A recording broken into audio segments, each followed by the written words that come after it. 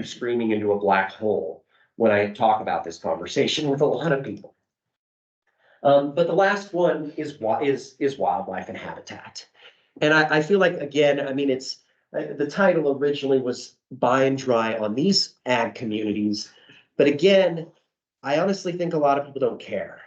But what they do, but how does drying up the county an hour over affect you? And another way is just habitat. I hate to say it, but I don't care how many pollinator gardens you plant in an urban area, you are not going to make up for what these people's homes and businesses provide. Not at all. I mean, I own a cute, acre farm in Lakewood, Colorado, and it doesn't hold a candle to what these habitats are. And we've got, so on the Front Range, irrigated agriculture and ditch systems and the seepage and leakage from those systems, the inefficiencies, that's about 90% of the riparian habitat in most counties on the Front Range. You go on the western slope, you got Forest Service land. Yeah, that's the big one. I think that's like 40%, and then irrigated agriculture is 30. And then most of our natural wetlands, we've dried up to development. So more and more often, all the wetlands that are left is what is connected to these artificial wetlands of these irrigation systems. I mean, critical for migratory bird species. And we're seeing it more and more, especially on the western slope, as you have these more development over there, that these ranches, they are becoming the winter homes for elk and deer. And more often, you're seeing insurance claims for animals consuming crops going up, just, I mean, people having more issues with animals. And it's that those homes are what the habitat. And that's something that we're actively losing again.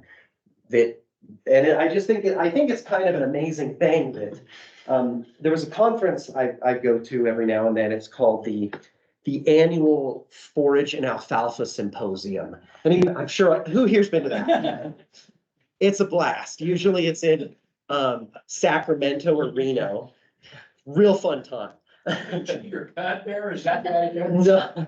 So what was really interesting a couple years ago, you had all these people from Europe show up. And they were looking at these systems that we have here, especially the irrigated hay meadow systems. And they're like, this is it. This is the best. This is what we want, that we used to have, we have gotten rid of and destroyed. Because it's this great combination of, you have this habitat that's producing food. And I think that we have a lot of these amazing systems out there, and they're gonna be gone. And we won't realize the benefit of them until they're gone. And so I again, it's maybe a bit more about some of these external effects of buy and dry. But I think that we all stand something to lose from these. And how do we keep them? I wish I had good answers for you. I mean, myself, my board members, a lot of us think like, well, it's the best thing for agriculture, and they're least likely to go out of business is being profitable. That's becoming increasingly more difficult in Colorado for a number of reasons. And so that's a big issue.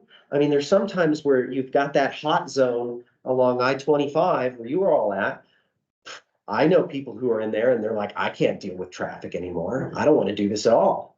And I don't have an answer for some of them.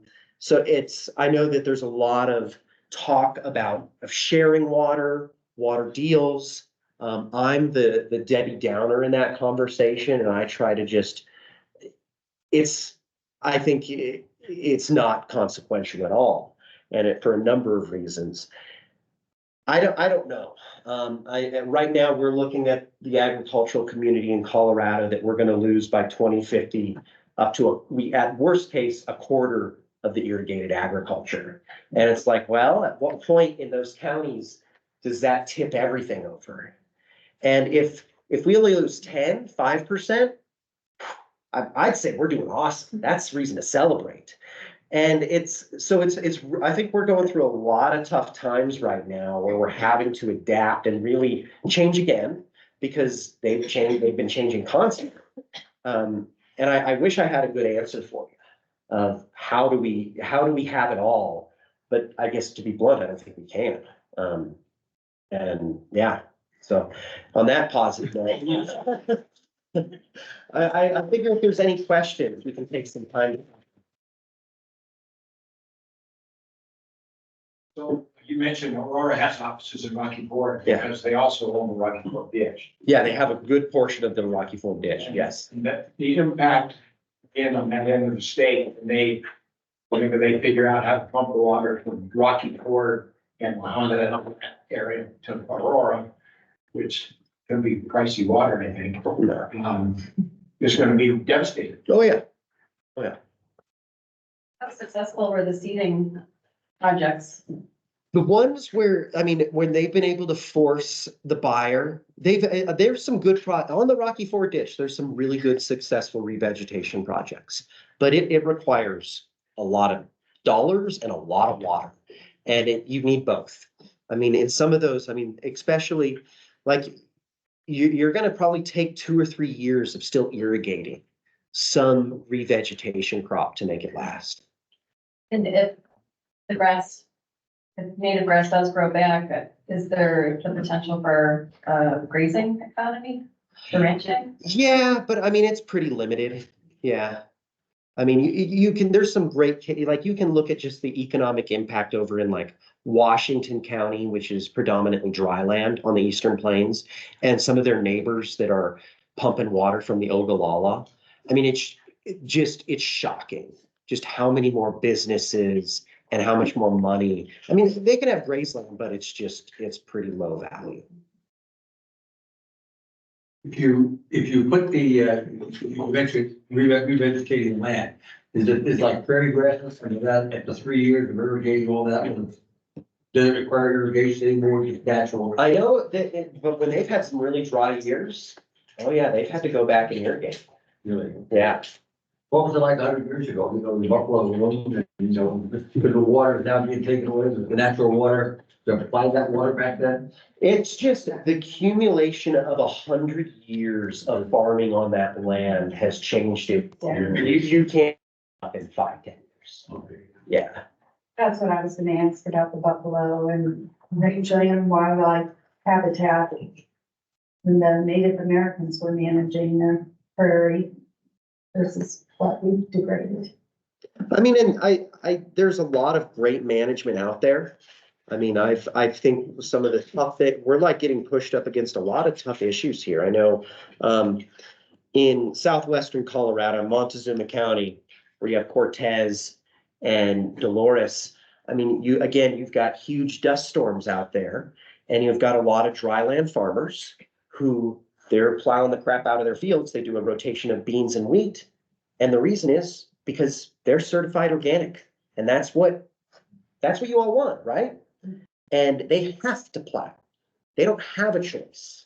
And they do it, and that's how they make, that is the price point for the organic wheat they grow is, I mean, there's no alternative to that. And I mean, you go to any farmer who does a mix of organic and conventional, they'll tell you they use more water, more fuel per acre on that organic agriculture every year. Well, going back to your point about the prairies and the grasses and stuff, I mean, the amount of acreage you need to graze cattle on dry land pasture compared to what they yield from a circle of irrigated alfalfa, Is huge. let alone the relative feed value Yeah. that goes into the animal at that point from alfalfa versus just dry land grass is just night and day. Yeah, to give you an idea, I mean, on the low end, 500 acres of irrigated acres, that's tough, but I mean, people can make that work.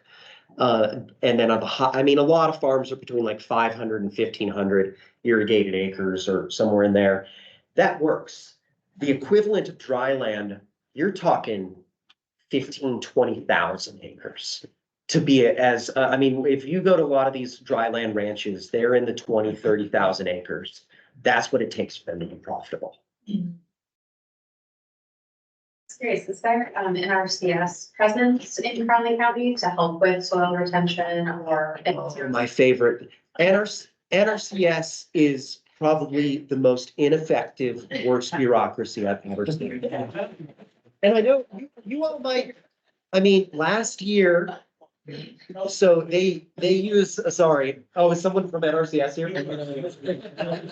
Yeah, I get in a lot of trouble with them. I mean, it's just the fact that they've got a lot of problems. I mean, to point like, I guess this is a good example of how ridiculous things are at NRCS. Last year, they use AutoCAD for a lot of their design.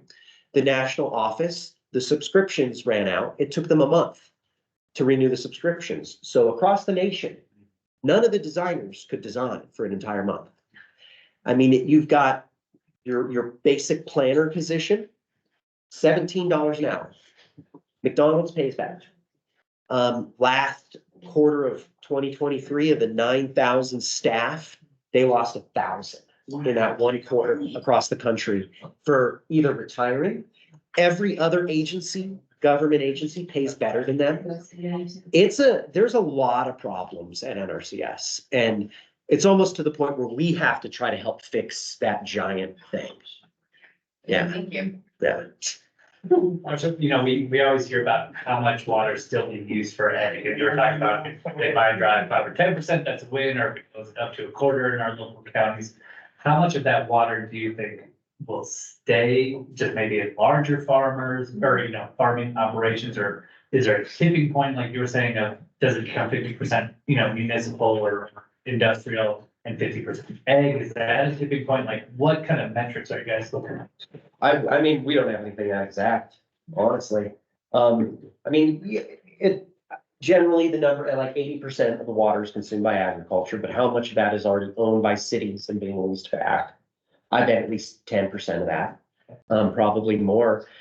I mean, just, I guess on a small scale, and you're all on the other side of this of who we complain about.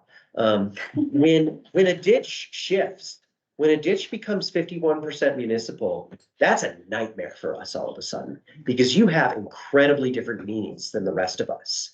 If a reservoir, you all want to keep water in your reservoir as long as possible. No, we drain this every year. And I mean, we have fundamentally different ways of how we operate ditches and reservoirs. And so I'd say as soon as like ownership of anything hits 51%, it's already a problem for us. Yeah. Okay, one more question. then. Have you leveraged, like you mentioned migratory species, have you leveraged, the Endangered Species Act for making things happen in terms of It's like restoring land? It's tough. It is, boy, I mean, it is really brutal to work with the Endangered Species Act. Who here is experienced working with? And I mean, I guess my bias is you all get a free pass because you're cities and you have money. And, and it's just, I mean, they're not just in the sense that like we have the endangered fish program on the Colorado River. We should be imposing regulations on everybody, but instead we all put a bunch of money in there and hope it works, even when it doesn't. I know like the big one is the sage grouse. And I think people are, there's so much fear of doing anything that would get sideways with an agency that people don't want to even deal with it. The landowners. don't. Yeah. Yeah, because in like a lot of areas like sagebrush, that is incredibly poor ag land. And it's also has a lot of erosion problems, but it's sage grouse habitat. And so it's like, that's almost untouchable. And even the idea of bringing open that discussion, people are really hesitant to talk about. Let's give Greg.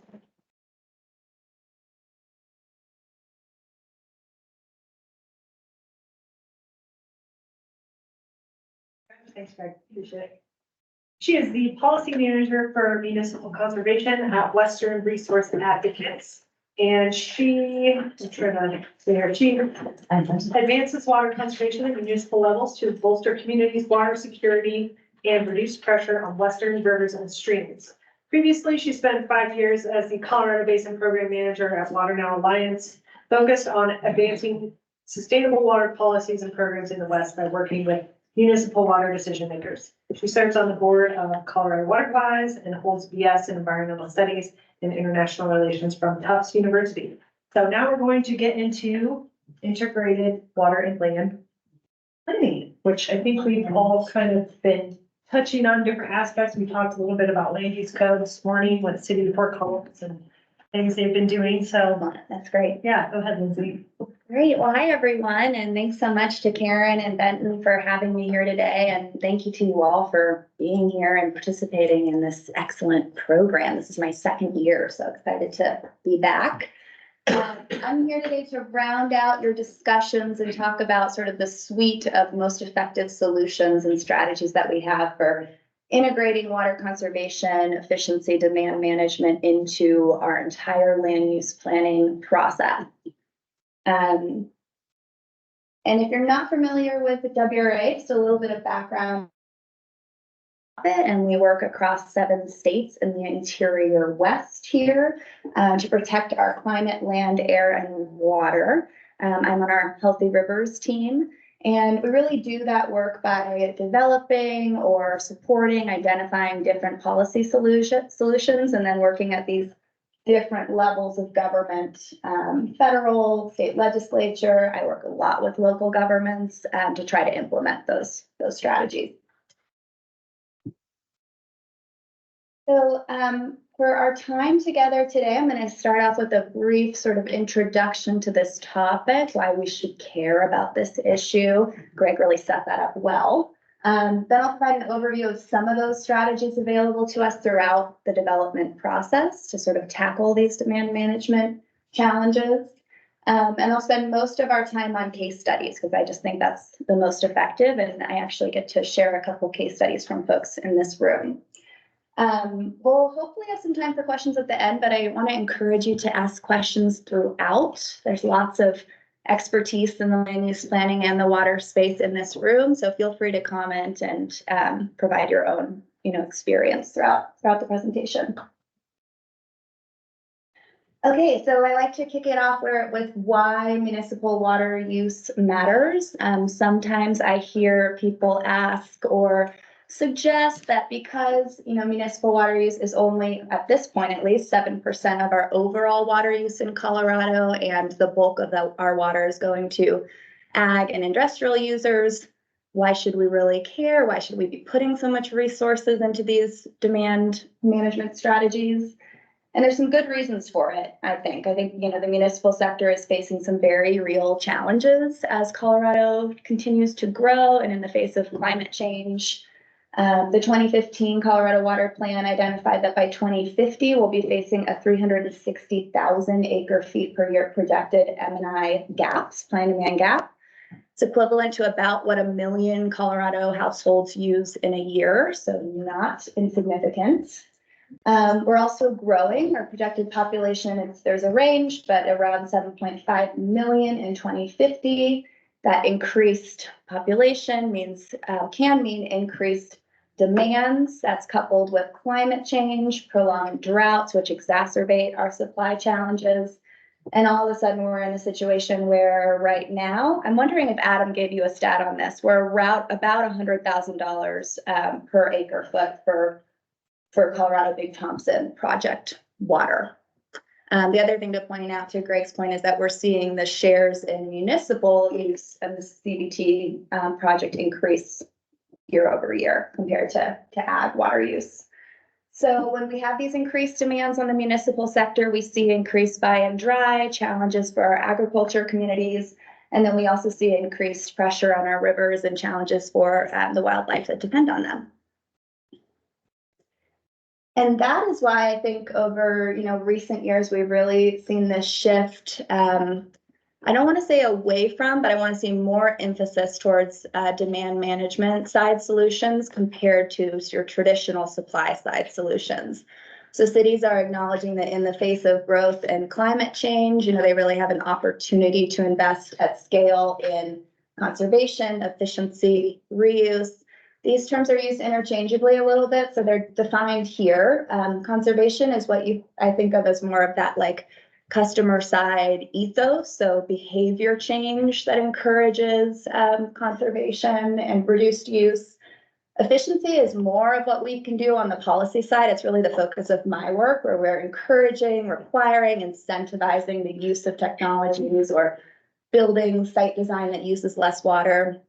And then reuse is our opportunity for treating or converting gray water, which is water from our washing machines and from our sinks and our showers, and then also black water to replace or augment supplies. So that can be both on-site reuse and it can also be more centralized systems.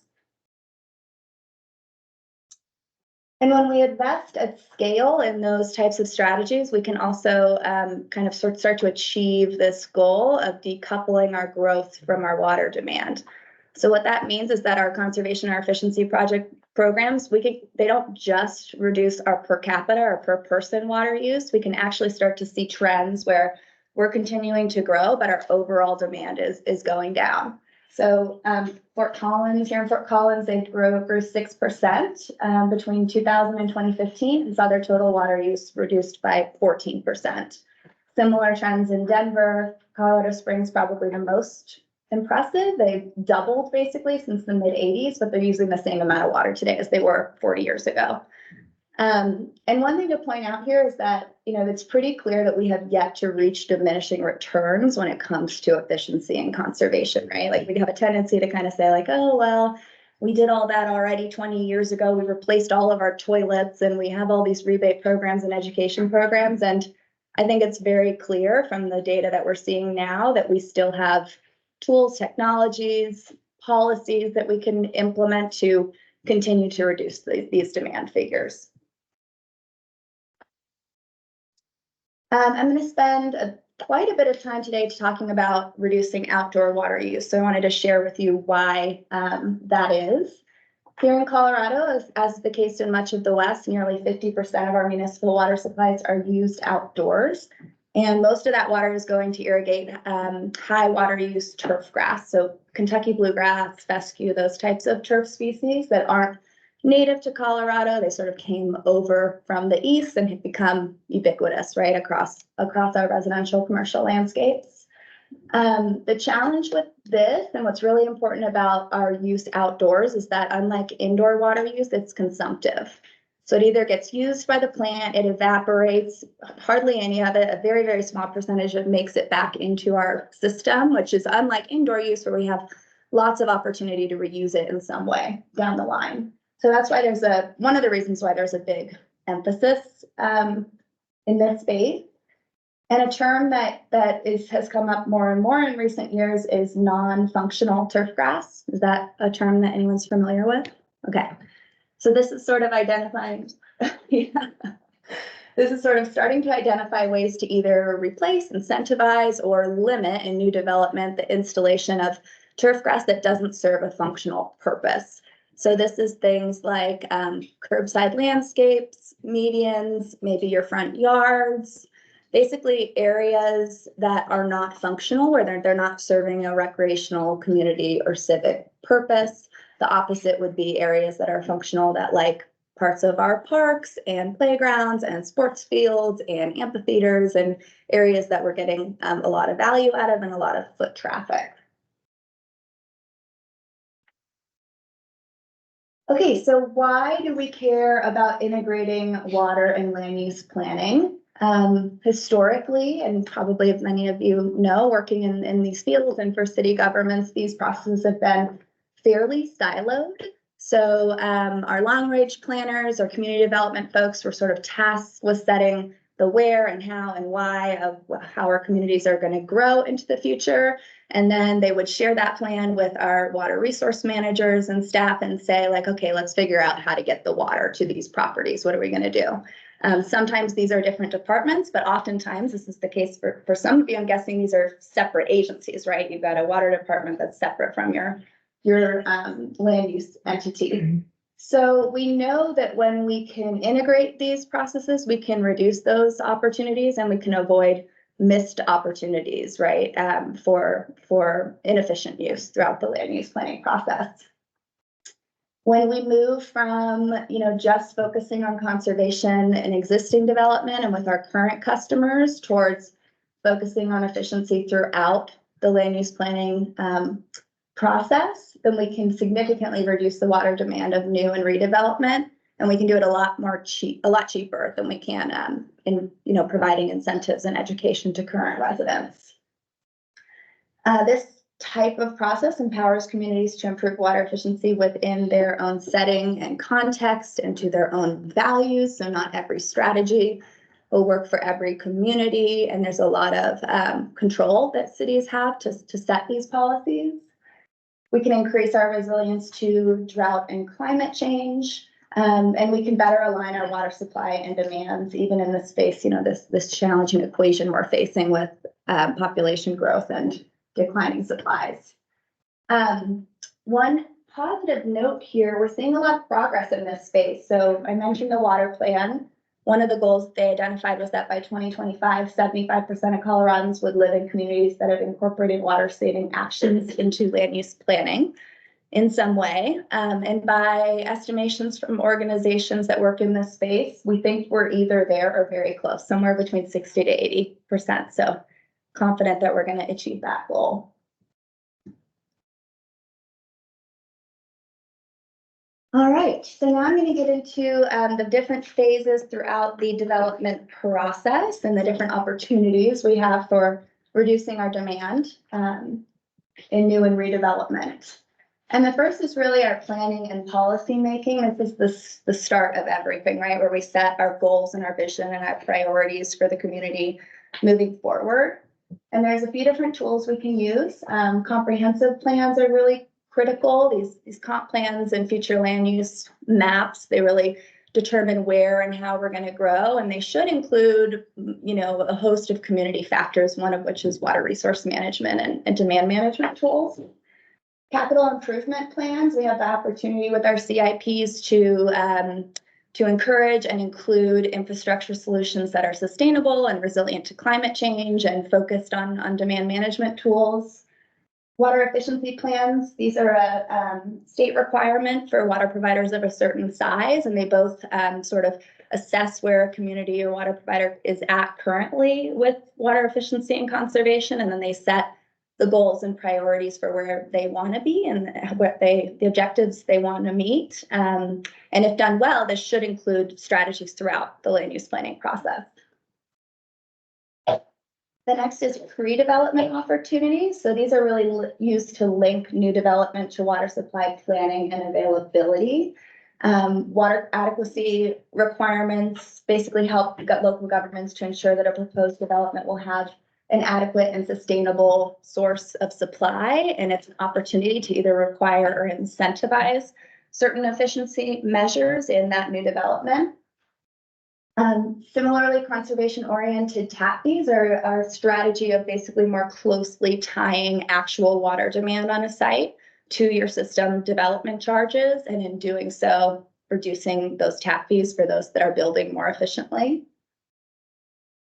Then we get into the development review process strategies. So these are really used to determine the efficiency requirements or incentives that are applied to new development.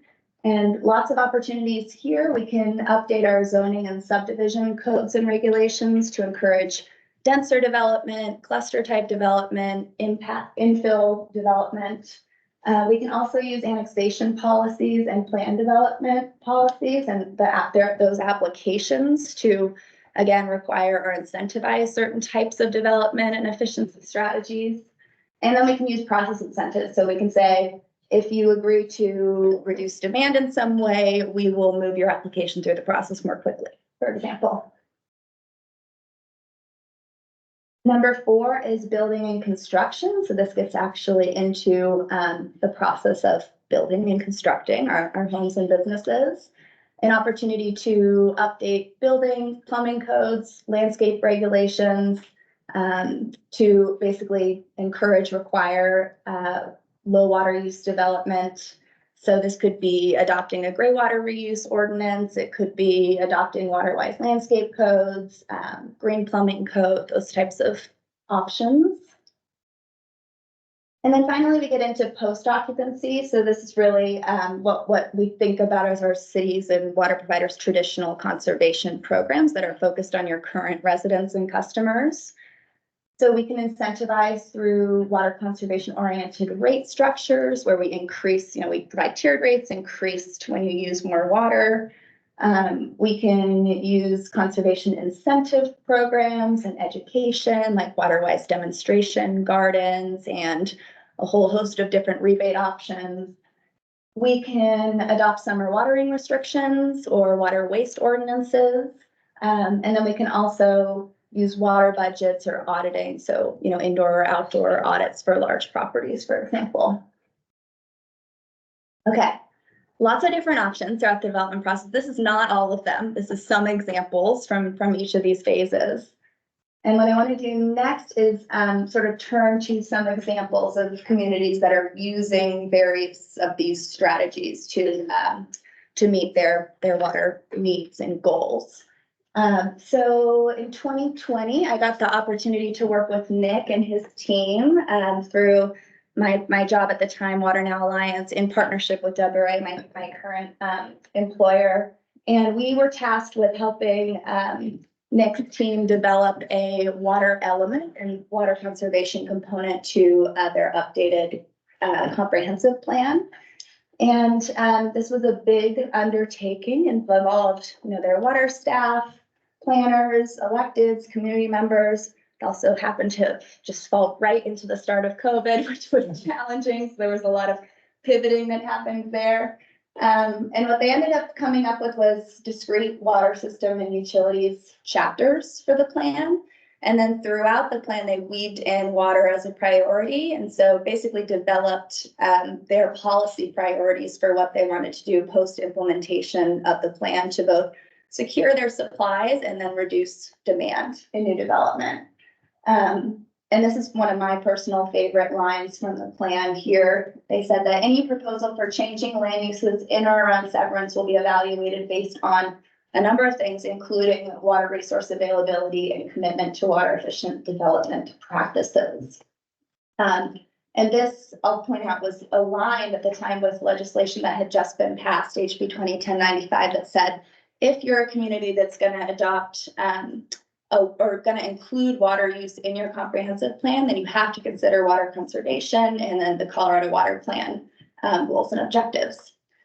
So I'm going to pause there. I'm going to turn it over to Nick, who I gave a tiny heads up to help me with this and provide a quick update on whether or what types of policies the city has since implemented related to the plan. So since then, we've gone even a step further that we actually created what was called LUAC, the Land Use Advisory Committee, and they went through our entire land use code, and we have revamped our entire land use code now to mimic our comprehensive plan, focusing on more density in certain areas, conservation, water-wise programs. We've gotten 2 grants from Waterwise as well, and we have demonstration gardens now in town. We redid the entire front of town hall to do a demonstration garden, and then we've also now converted a portion of one of our larger parks into a demonstration garden. So we've tried to take it to the next steps to actually show as a town that now we are embracing it as well. So much so to this year, we're revamping all of our parks with non-potable water, automated sprinkling systems. We're now part of a Garden in the Box program where we're actually purchasing all of them up front and actually offering them to our community to try to take a space of your irrigated turf. So programs like that. Thank you. Yeah, so just, an excellent example of a plan that's not just sitting on a shelf, right? Like that's what we want to avoid in any kind of planning and visioning effort with the community. And, Nick and his staff really moved forward to implement the plan pretty quickly, which is awesome and exciting. Thank you for that update. All right, so the next strategy here is in the pre-development phase, and I mentioned briefly conservation-oriented tap fees, but to put it simply, this is basically any kind of system development charges that go beyond how we've traditionally set up these fees to be based on meter size. And the benefit there is when you adopt a conservation-oriented tap fees that includes different metrics like lot size or the type of, or the landscape area, the type of material, the number of your bedrooms and bathrooms. you can really more closely tie the water demand or the anticipated water demand on that site to an equitable fee structure, right? And you can incentivize smaller lots. You can incentivize landscape materials that are different from cool season turfgrass. So WRA put out a guide on this topic in 2018, and we included Little Thompson Water District as an example. Anyone here from Little Thompson? No, okay. Well, I think it's one of the simplest and just best examples that we have in the guide. But basically what they were seeing around 2016 is they had a lot more properties coming online that were smaller lot sizes and more closely mirrored, what we see in more heavily urbanized areas. And so they decided to create what they called this urban tap, and it's up there. But they significantly reduced both the plan investment fee and the water dedication fee for folks under the urban tap fee structure.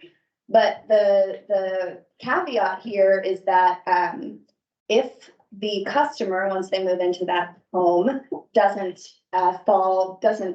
use 114,000 gallons or less of their water dedication, then they're on the hook to pay a surcharge, basically for the portion of the year that they go over. So it's really giving the utility some assurance that their customers will stay within the fees that they've committed to. And we're actually in the process of updating this guidebook this year, so keep an eye out for that.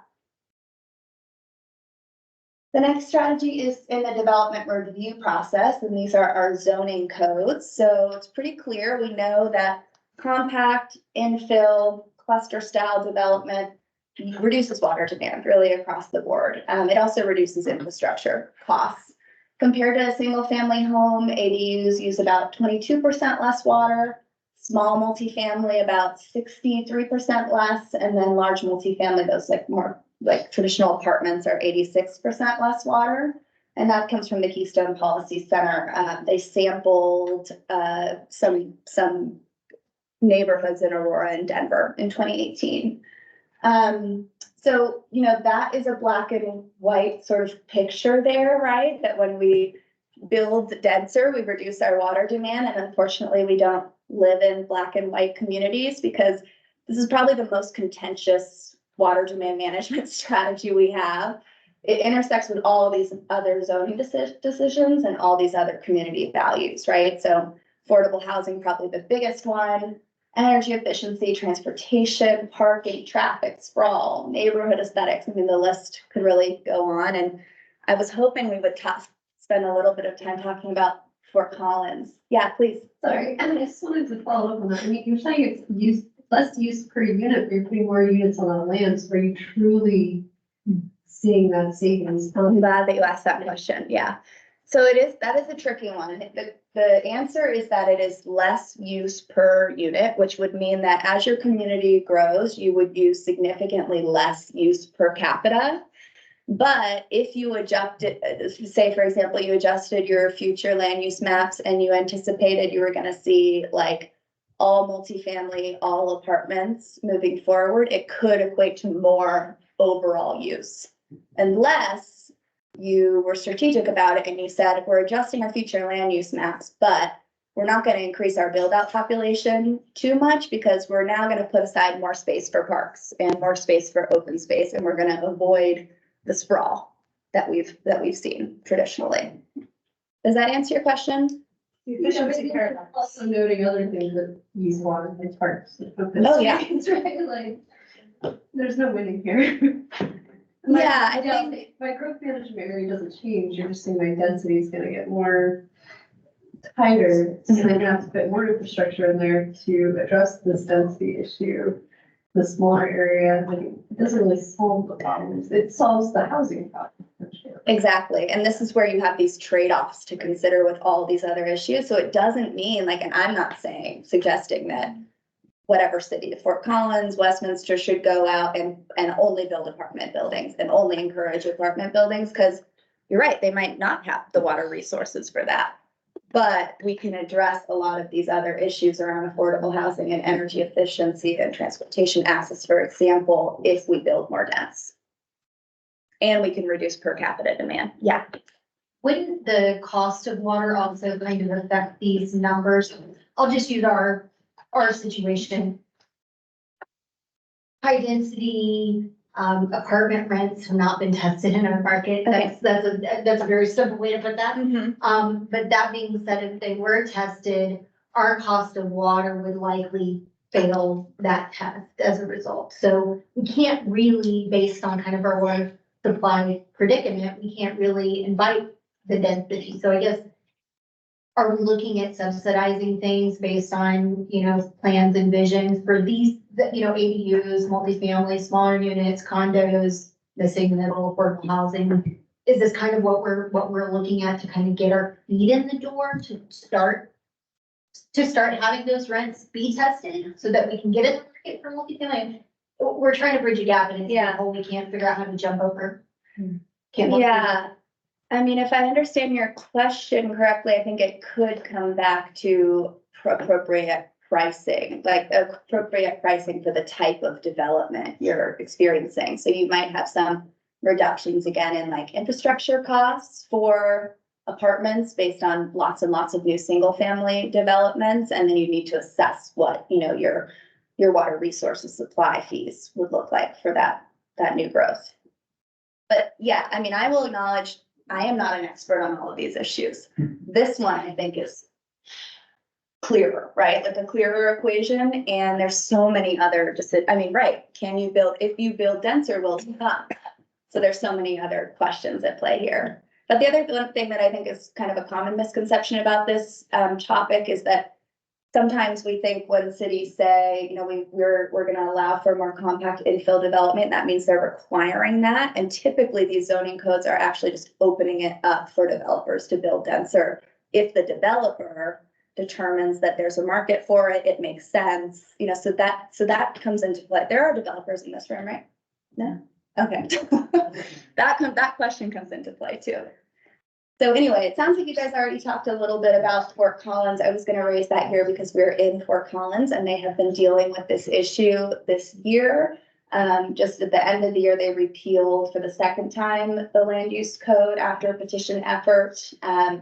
Land use code hasn't been updated since 1997. There are things that are not as contentious in that code that I think the city would really value changing. But my understanding from an outside perspective is that the more contentious, language has been around denser development, ADUs, that sort of thing. Fort Collins here. Do you want to jump in? What's your role? And your communication. So what's the party line?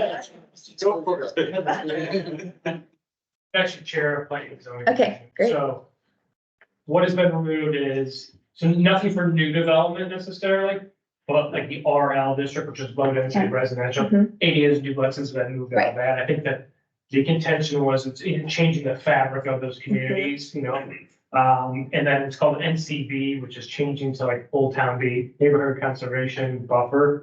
That's another one. They pulled a lot of those density bonuses out for affordable out of that. Things like LMN, MMN, the more dense zoning districts aren't necessarily changing. Okay. It's going to P and Z on the 21st of March for recommendation. First reading at council will be April 2nd. Okay, interesting. So that's moving Any other forward. questions? Third time's the charm. Third time's the charm. No, thanks for that update. I think, does anyone else have questions?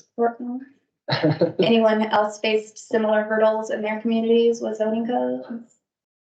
Not yet. Your time will come. Well, I was gonna say, you're talking about kind of market-driven developers. So Windsor's one of the easiest places to develop in Northern Colorado. And we made it kind of in an effort to do that. So ADUs have been used by right for a long time. Yeah. You can build apartments as a use by right. I mean, no neighbors meetings, no town board, city council. I mean, we just like most of the doors to help with the density. And you know, It's wild. Developers are not growing density. I'm okay with Their customers want to. Yes. Yes, you know, it's the market of saying, no, people still want their single family detached. Now, we've seen lot sizes get smaller from Okay. maybe 6,500 or 7,000 square foot typical lots down to maybe 4,000. Yeah. But, you know, on that same property next door, they could build a 200 unit apartment building and go through the same process and Yeah, have. yeah, interesting. I mean, even that, but I mean, that is telling, right? Like you can't require developer, well, then we get into affordable housing. There's some tools you can require certain percentages of domestic development. But in your example, those developers are gonna build for what they have a customer set for. But because of Windsor allows that lower minimum lot size, you're now seeing smaller lots. So there's an example of something that did work from the city strategy. I'll give another example. Okay. LMN zoning, Mhm. which is somewhat common in Fort Collins, low density mixed use. Right now, you can do 9 units per acre. Okay. If it's qualified affordable, which is 10% AMI or less, you can do 12. Nice. With the new code, the baseline goes up to 12 units per acre, and if it's actually deemed affordable, which they've made more strict, either at 10% at 60 AMI or 20% at 80, there actually is no density limit. Now, you're still bound by parking, Mhm. building height, size of the building, you know, context, compatibility with what's around it. Right. So you can't go, you know, 40 units per acre high rise, but that's encouraging not only the affordable housing, but similar to what Patrick was talking about earlier, the higher density kind of globally makes the rest of the community Okay. more affordable. Nice. You have districts are gonna work. And I say that just because like you feel like the development community has gotten behind. Cause we did the same thing in a long, off different place and developers were like, no, we don't care about your bonus. It's cool, but we've got our pencil and we do our thing. So I just want to, there's tools that are gonna work and I just am excited to see them actually. I mean, yeah, I mean, it's not altruistic and it's so their pencil stays sharp. Yeah. Absolutely. And if the rest of the project works within the framework and they can build an apartment product versus a townhome product and still deliver that community need, they're happy to do it. Yeah. And that's more complicated, you know, these are high tech, et cetera, so Right. it's not quick like. Well, thanks for those examples. I mean, I think the title of this presentation is Leadership Challenge, and if there was ever a leadership challenge here, I think this is it. And these are obviously conversations, decisions that can't happen in a vacuum around what's best for water, right? They have a super multifaceted issue. It has to have all the right voices and players in the room. Building and construction. So item number 4, I wanted to touch a little bit on landscape regulations, something of a hot topic in Colorado right now. And that's partly because we're seeing a lot more cities invest in replacing turf grass. And because of that, there's an acknowledgement that if we're gonna pay to replace turf, should we really be installing more non-functional turf in new development? You know, not really an efficient, cost-effective strategy. So WRA did some research and of Colorado's 38 turf replacement programs, about 50% of the communities covered by these programs have a turf limit in their code. And that number is increasing pretty quickly. We got to work with the city and county of Broomfield on their updated landscape code just last year. For those not as familiar with Broomfield's growth, they still expect to grow by about 50% through build out.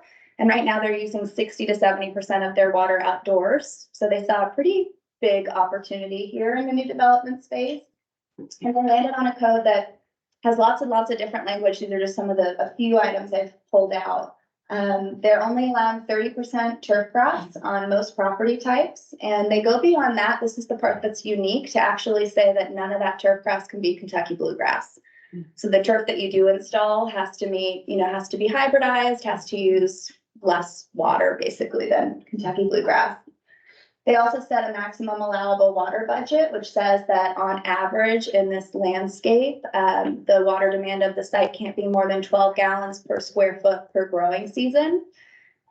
Cool season turf is about 19, so they're basically looking for you to average out with like medium water use intensity plants. They require 75% living plant material, so what they don't want this code to do is encourage people to install rock. They do not want rock and gravel, they do not want that community aesthetic, urban heat island, all the other issues that presents, so they're really leaning into water-wise plants and grasses. And then they've included a bunch of irrigation efficiency technology and tools, because you could install a water-wise landscape, but if you're irrigating it like you are cool season turf, you're not gonna save any water. So relatedly, the state legislature has taken on this issue this year. Has anyone heard of SB 24-5? Okay. So this is non-functional turf legislation. It's being sponsored by Senators Roberts and Simpson and Representatives McCormick and McLaughlin. And it's basically saying that across Colorado, we're going to prohibit the installation of new non-functional, specific to non-functional turf on lots and lots of different property types. Basically, this just excludes residential, things that aren't residential property. It's not going to touch residential. They define non-functional turf as basically turf that is not functional. And then it leaves it up to the community. They set a floor, but it leaves it up to the community to determine what is civic, community, or recreational areas of turf grass for your community. And the other thing the bill does is it's prohibiting the installation of new artificial turf, which we know has some health and environmental challenges, and invasive plant species on those properties. Again, not residential. The implementation date for cities to need to update their codes, regulations if needed to abide by these standards is January 1st, 2026. And this is in the works. It passed the Senate and it's headed now to the House in the next couple of weeks. So. Does that include schools? It does, yeah. Commercial, industrial, institutional, but remember, it's new and redevelopment. So it's not saying you have to do anything to existing grounds, and it defines redevelopment. My kids go to school in Greeley and It's non-functional turf, so if they're playing on, the artificial turf part is what I'm saying. Artificial turf can still be used on sports fields, new sports fields. In the case of a school, full season turf could be installed in anywhere that the kids use it, you know? It's basically trying to eliminate like HOA common areas, parking lots, right-of-way medians, these areas where there's no one using this turf. The only person who's walking on it is the person mowing it. Yeah. Okay. Last one. Do you have time? 2 minutes? Okay. So this gets to post occupancy. It's the flip side of the equation. I mentioned more cities are investing in turf replacement incentives. There's 38 of those. That's a 40% increase from last year. There's a couple reasons why these programs have jumped up. 9 programs in Northern Colorado. Does anyone know if they're eligible to participate in a program up here? For Collins, Greeley, Windsor, there's 9 of them. I have the list if you're curious. Some of these are residential, some of them are commercial, some are for most property types within a city. Northern Water, for example, has a water efficient landscape program for commercial HOA properties. And then Resource Central is a Boulder-based nonprofit, and they've become a really big player in this space and supporting cities to develop new turf replacement programs. They basically run the program on behalf of cities. This is a little bit of data that we're getting recently from these 38 programs. So we're finding that on average, they save 12.5 gallons per square foot per growing season. So you remember that full season turf is about 19. So, more than over 60% reduction. And they cost on average $1.69 per square foot. The median incentive cost per acre foot savings is $45,600. That's not cheap, but it's probably cheaper than a lot of cities' sources of new supply at this point, especially in Northern Colorado. One of the motivators behind the increase in these programs is that in August 2022, a bunch of water providers across the Colorado River Basin came together and they signed on to a conservation MOU. And one of the strategies that they committed to, probably the most defined strategy in that MOU, was to introduce a program to reduce the quantity of non-functional turf grass. It got cut off, but it's by 30% through replacement with drought and climate resilient landscaping. There were 6 in Colorado. That includes Denver and Colorado Springs, Aurora, Pueblo, Castle Rock, and Southeastern Conservancy districts. And that's still, this is a growing commitment. I think we're going to see what comes out of folks once they actually, they are right now starting to map their non-functional turf areas and actually figure out how they're going to meet that goal. But it's something I would encourage all cities to consider when you're setting your own conservation goals. And then finally, the other big impetus behind the growth in these programs is increased state funding for turf replacement incentives.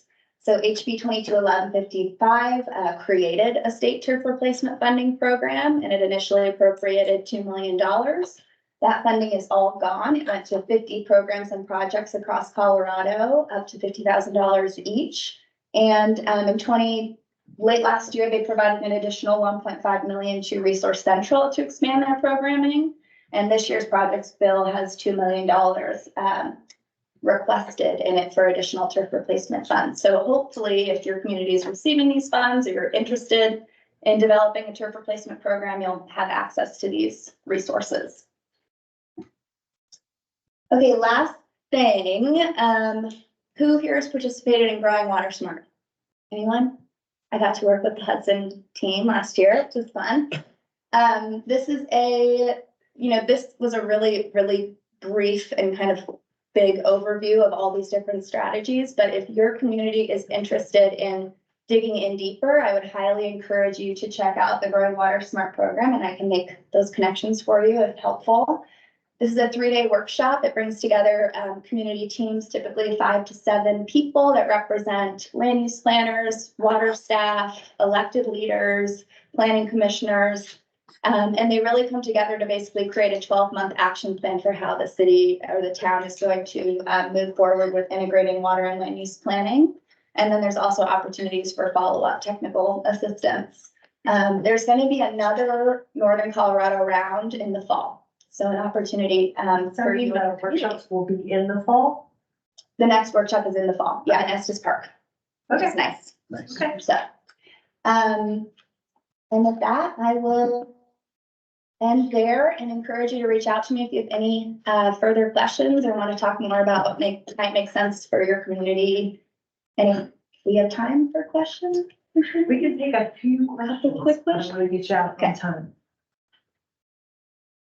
We can send, we'll send a link to their guidebook. It has basically all of those strategies in great detail. It's an amazing resource and it's free and online. Yeah, it's really accessible. I was gonna ask a question about the Growing Water Smart shop. Yeah. Is link down there is how to sign up? You can go to sonorainstitute.org/growing water smart and learn more about the program. They typically, I'm sure they'll send it to you. Yeah. Sonoran does a really big outreach push once they open the RFA, the request for applications, which will be like 3 months before the workshop, so sometime this summer. I'll send it. Yeah. Super easy application. Great program. Do you know why they didn't include residential, the prohibiting artificial fronting? Yeah. I think the biggest reason is that we haven't gotten to a point as a state yet where it is easy to define what non-functional turf is on residential properties.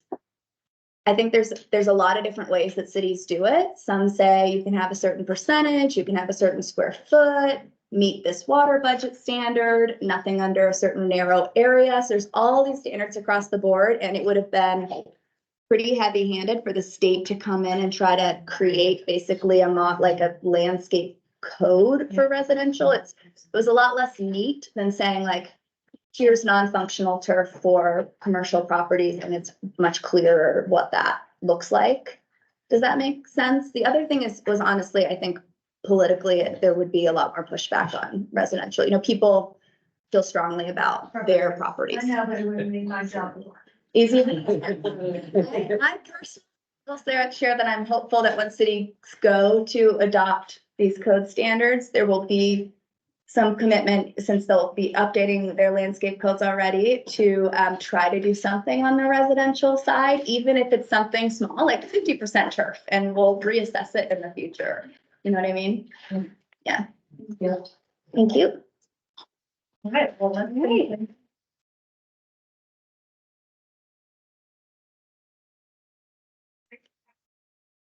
Few announcements and then we will get out of here. Poudre River Forum, March 1st, who's going? All right, great. I'll actually be on a panel talking about this program, so that should be cool. And then, that does count for your, water assignment or whatever, water conference assignment. There's a water workforce summit that Colorado Water Center is hosting April 2nd and 3rd in Denver. And I'll put a pile of these here. It is targeted, the first day is like a conference style gathering to talk about water workforce needs and gaps. Especially, utilities, other folks, they're having a hard time filling positions. And maybe the training that's being offered at universities or otherwise, we're not meeting the needs. And so what do we need to change? What do we need to do differently? Conference is gonna talk about that April 2nd. The second day is a water career and education fair that's meant to bring in a bunch of students from across Colorado. So we'll have like career exhibits, we'll have education program exhibits. It is free to attend that day for everyone. The first day is $130 registration fee unless you're a speaker. So would love to have you all there and be part of the conversation. And I'll send out a link as well after this, so you can take a look at that. So our next session, difficulty with scheduling that one. My bad for not realizing that was a spring break date. So now we are changing it to March 20th. And that session is only gonna go until 1 p.m. for various reasons. So March 20th, we also changed the focus of the session. So it's water for the environment, it was gonna be recreation. So recreation will be in business, that will be in April. So water for the environment is next session, March 20th, 9 to 1. Also reminder, book club folks who are coming up, that's April 10th. So if you haven't been reading your book, keep reading your book. I am. Get